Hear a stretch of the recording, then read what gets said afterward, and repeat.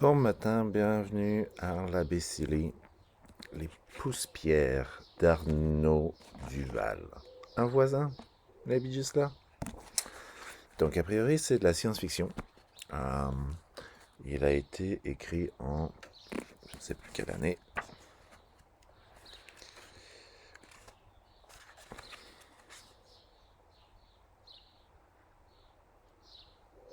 And who cares? 2014 peut-être? 2011? Quelque chose du genre. 10 years ago. Chapitre 1. Arrivé à la fin de son périple, la forme triangulaire du conteneur se découpait sur le front lumineux de la planète. Des dizaines de feux de position constellaient sa surface grise, sans l'éclairer. 4 lances de lumière traversèrent l'espace lorsque les remorqueurs allumèrent brièvement leurs propulseurs, provoquant une infime rotation de la structure. IE 5287 à Orbiter 2. Confirmation de trajectoire d'insertion. Ici Orbiter 2, trajectoire confirmée. IE 5287. C'est tout bon les gars, vous pouvez aller chercher le suivant. Affirmatif. Dites aux pieds lourds de baisser la tête. Les propulseurs se rallumèrent et les remorqueurs s'envolèrent. Destination, la ceinture, pour un autre convoi. Contact atmosphère dans 5 minutes. Armement des détonateurs. La densité des nuages, conséquence du dérèglement climatique, dissimulait jusqu'à la forme des continents. On apercevait tout juste, ici et là, des taches brunes ou bleues de terre ou d'océan. Malgré l'absence de repères visuels, les systèmes de navigation suivaient la position du conteneur avec précision, attentifs à la moindre anomalie susceptible de transformer une banale livraison en catastrophe majeure. Les contrôleurs ne disposaient que de 2 solutions de secours, autodestruction ou déviation de l'impact vers une des zones inhabitées réservées à cette éventualité. Un alignement des lacs circulaires au nord de la ville de Des Moines, dans l'Iowa, témoignait que ces précautions n'étaient pas superflues. Au contact de l'atmosphère, une auréole de gaz surchauffé illumina la partie inférieure du conteneur. Une ligne orange marquait sa trajectoire, tandis que la coque extérieure, un mélange de poudre, de régolithe aggloméré avec une quantité précise de glace d'eau, se désintégrait dans la chaleur intense des frottements de l'air ionisé. Quelques secondes plus tard, une longue flamme filait au-dessus des nuages avant de se transformer en un cône bouillonnant de vapeur et de poussière. Vol stabilisé. Désactivez les détonateurs. On n'aura pas de problème avec celui-ci. Sa phase de freinage atmosphérique terminée, l'ex-astéroïde IE 5287 devenait un planeur parfaitement contrôlé qui s'apprêtait à livrer plusieurs dizaines de milliers de tonnes de métaux au cœur de l'Europe. Les vents d'altitude dispersaient déjà la queue de la traînée principale en filaments bruns sales. Une pollution significative, mais la Terre n'avait pas le choix. Il n'y avait que dans l'espace qu'elle pouvait trouver ces ressources dont elle avait un besoin vital. Au dernier étage du siège commercial de la cité industrielle d'Innsbruck, un groupe de cadres se tenait debout, à distance respectueuse de leur directeur et de son invité, une femme élégante dans un tailleur vert d'une coupe parfaite. Sa chevelure blonde rassemblée dans une construction savante, affichait juste ce qu'il fallait de fantaisie pour dissiper l'impression d'une beauté trop froide. Au-dessus de l'horizon, dans la direction de l'ouest et dans l'axe du lac artificiel qui s'apprêtait à lui servir de piste d'atterrissage, un point noir grossissait à vue d'œil. « C'est toujours spectaculaire, annonça le directeur. Enfin, j'imagine que vous êtes blasé. » Cheryl Von Berg acquiesça avec un sourire poli. L'arrivée d'un conteneur n'avait rien de remarquable pour elle. En tant que PDG d'Interexp, la société qui assurait leur convoyage depuis la ceinture d'astéroïdes, ce qui allait se passer relevait de la routine. « Désolé pour le retard, dit-elle. Pas autant que moi. Nos chaînes de production tournent au ralenti depuis une semaine. La cargaison n'était pas prête du côté des spacieux. Elle haussa les épaules. un problème avec une de leurs fonderies. Le conteneur était désormais bien visible.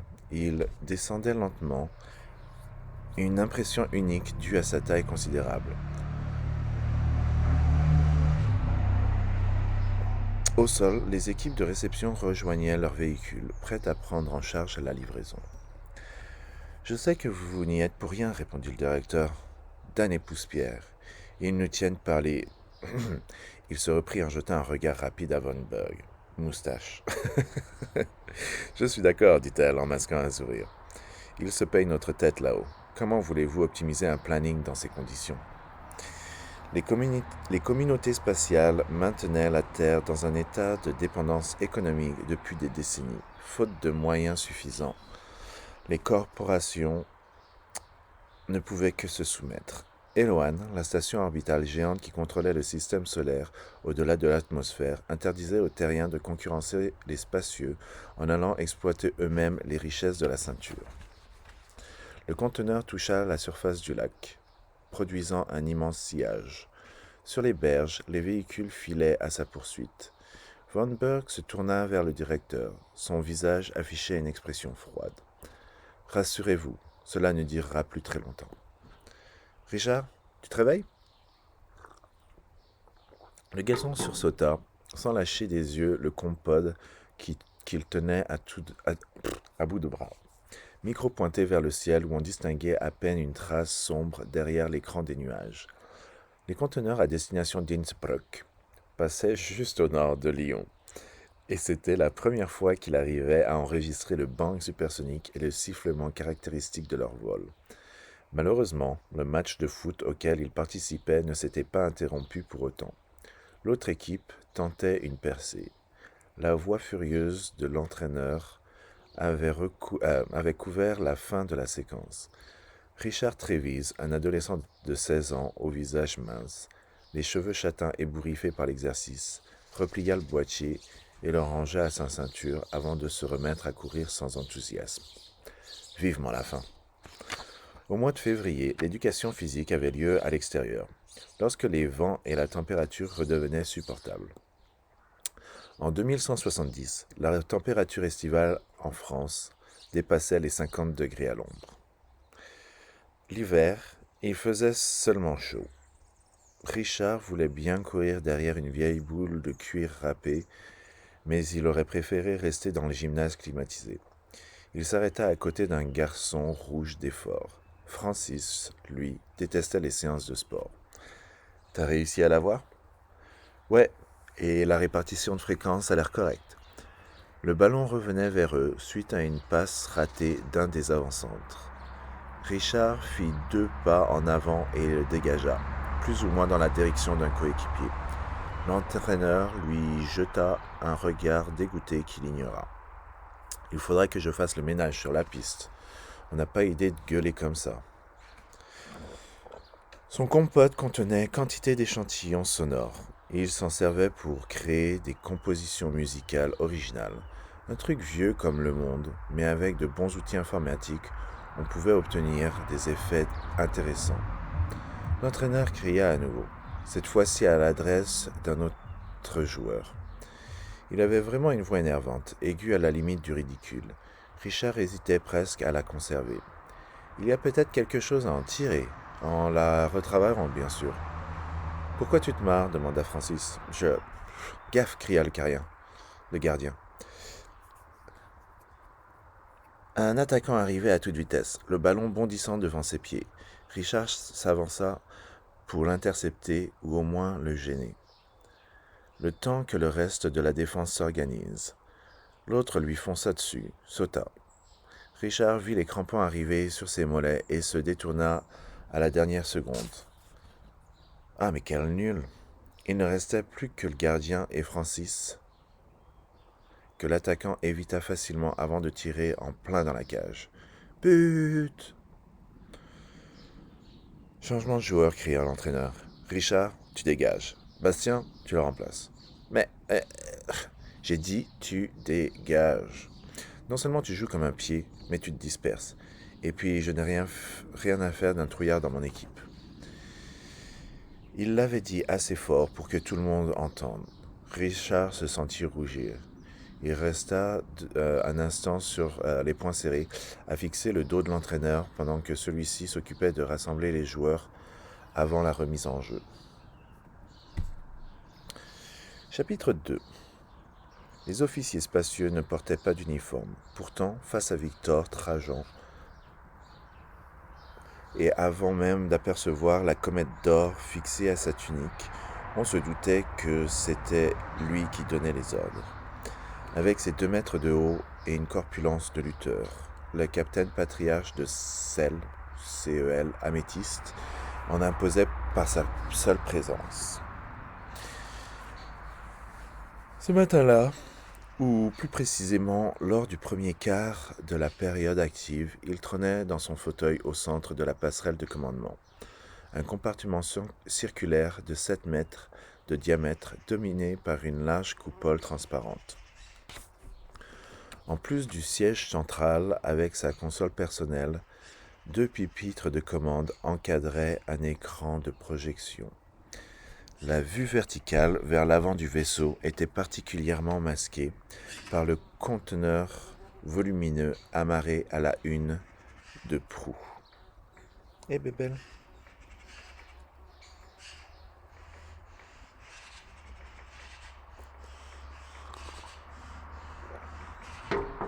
Si vous voyez pas, il y a une guêpe qui tourne autour de la face, c'est pour ça que j'étais comme...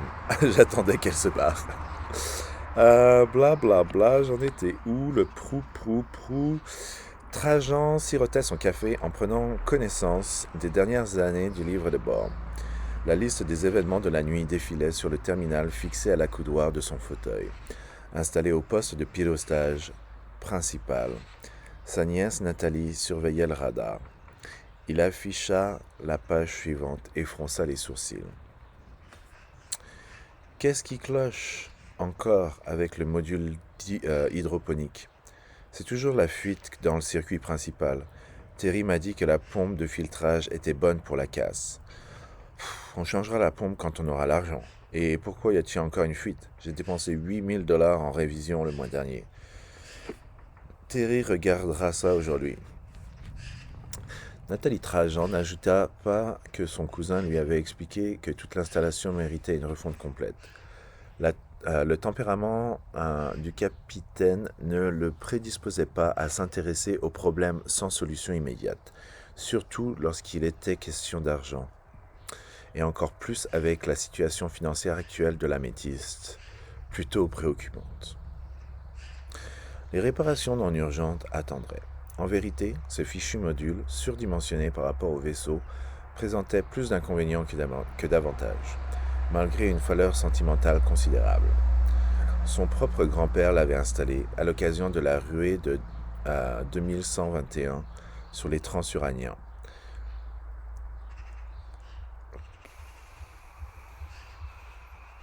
Lorsqu'il avait transformé le vaisseau en restaurant ambulant. 40 ans plus tard, les tarifs de l'Améthyste pour un ragoût de poulet au soja restaient un sujet de scandale, tandis que l'immense cerf ovale accroché au flanc de l'astronef était devenu un signe distinctif et un symbole intouchable. Trajan acheva la lecture du journal sans autre commentaire. Il ferma les yeux en se renversant dans son siège. Le murmure des servomoteurs augmenta pendant qu'il s'ajustait à la nouvelle répartition de charges. Pas la peine de s'énerver. Terry trouverait une solution, comme d'habitude. En attendant, il poussait ses tonnes de platine pré-raffinées à livrer aux terriens, à 6 000 $ la tonne d'après les dernières cotations. D'après les dépenses de fonctionnement, ça ferait au moins 150 000 $ de bénéfices. De quoi rembourser une partie de la dette et calmer les banquiers. La voix de Nathalie le tira de ses pensées. « Un objet en approche rapide, capitaine. » Trajan se redressa. « Distance, Delta V ?» 30 000 km et 80 000 km secondes, respectivement. Il arrive par l'arrière, inclinaison de 12 degrés. Identification. Nathalie enclencha plusieurs touches sur sa console. Identification incomplète, capitaine. Il n'y a pas de canal audio non plus. J'oriente le télescope. La vue s'afficha sur l'écran principal. Un réticule centré sur un point lumineux dérivait sur le fond d'étoiles. Trajan se frotta la joue. Pas de balise de détresse? Non. Ah si, un signal très faible. J'envoie un accusé de réception. Le point lumineux devint une brillante lueur. 3 secondes plus tard, l'alarme de collision hurlait dans leurs oreilles. Trajan appuya sur un bouton de son accoudoir. Capitaine à équipage, tout le monde au poste de manœuvre. Terry, appelle-moi dès que tu seras en place. Le poste de Terry, son fils et l'officier ingénieur de l'améthyste se trouvaient dans la salle des machines à l'arrière du vaisseau. Nathalie s'activait au-dessus de l'écran radar. Un objet s'est séparé du contact principal et se dirige vers nous. Un signal beaucoup plus faible et une accélération. Mère de Murphy. Comment ça, une accélération? Donne-moi un vecteur, nom de Zeus. Terry prépare une manœuvre d'évitement. Au moins 15 G ou 15 grammes, je sais pas. Bordel de neige, c'est quoi ce truc, un missile? Nathalie avait projeté les trajectoires sur l'écran à côté de la vue du télescope. Un petit soleil brillait désormais au centre du réticule. Non, capitaine, il décélère en fait.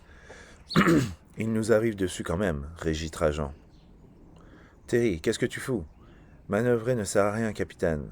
Avec une accélération pareille, il veut nous rentrer dedans. Il y arrivera sans problème. Trajan enclencha un autre bouton. Denis, mets en marche le laser de forage et prépare-toi à exploser cette saloperie. À vos ordres. À ce moment-là, une voix désincarnée retentit dans le poste de commande. SOS, SOS, ceci est un SOS. Préparez-vous à recevoir un naufragé. Je répète, SOS, SOS. D'où ça vient, ça? Nathalie s'était retournée vers la console de communication. C'est le canal d'urgence avec un code d'accès complet maintenant. Il s'agit du CEL Pearl. Le laser est prêt, capitaine, annonça Denis Dorst. Contre-ordre, aboya Trajan. Ne fais rien, mais tiens-toi prêt. Pilote, affinez-moi les projections et interrogez-moi la télémétrie de ce truc. Sur l'écran, les courbes de trajectoire de l'améthyste et du mystérieux objet se précisèrent. Des colonnes de chiffres s'alignaient sur les côtés. Une deuxième tonalité d'alarme attira son attention. Alors que différents témoins s'allumaient sur le panneau de contrôle. La voix de Terry Trajan précisa le problème. Capitaine, la température extérieure grimpe anormalement. C'est la flamme de son propulseur, dit Nathalie. Il manœuvre pour aligner sa vitesse sur la nôtre. Sauf qu'il s'y prend n'importe comment et que nous sommes dans le cône des gaz de propulsion. Le capitaine acquiesça. Terry, je veux des détails sur la température. Ce n'est pas trop grave pour l'instant, mais moins de 120 degrés. Mais cela empire.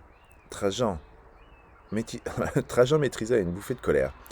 La règle commandait de porter secours à un naufragé, sauf que là, son vaisseau se faisait rôtir par le misérable bâtard qui, non content d'avoir perdu le contrôle du sien, s'apprêtait à bousiller celui de son sauveteur. Si le revêtement extérieur de l'améthyste assurait une protection efficace face au rayonnement solaire, celle-ci était bien moindre contre les émissions d'un propulseur thermonucléaire. Ouvrez-moi une communication avec le Pearl.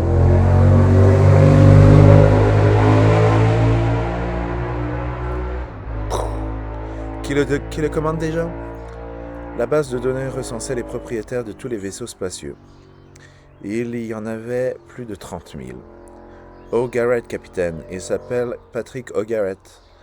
De mieux en mieux, pensa Trajan, une fichue tête de pioche d'Irlandais. Ici Victor Trajan, de l'améthyste. J'appelle le CEL Pearl. Vous me recevez? Affirmatif, améthyste. Je vous souhaite une bonne journée. Mettez-vous en orbite libre, s'il vous plaît. 1000 millions de bonbonnes. Ok. Je vais vous en souhaiter des bonnes journées, moi. Vous êtes en train de me griller les fesses au Garrett. Coupez ce propulseur immédiatement avant que je vous poinçonne comme une rondelle. Désolé, Améthyste, je vous demande de ne pas tirer et d'interrompre votre accélération. J'ai un survivant humain à bord. Bon, on est proche des 20 minutes. Ça a l'air intéressant. Les poussières de Arnaud Duval, disponibles à la bibliothèque de Sona et dans toutes les bonnes boutiques. Ça a l'air intéressant. Je suis pas trop spatial, mais les poussières, en fait, ça me fait penser au mythe de Sisyphus. Donc, j'ai hâte de voir, en fait, s'il y a une corrélation avec ça. Je vais voir si je peux le lire, je pense. Je vais l'emmener en voyage aujourd'hui. Et si je peux lire quelques autres dizaines de pages, ce serait bien. Euh, mais pour maintenant, je vous laisse. La journée commence. Et je vous dis à bientôt. Merci à tous mes Patreons. Patrons, Patreon. Je dis tout le temps les deux interchangeablement. Et sur ce, on se revoit plus tard. Bonne lecture.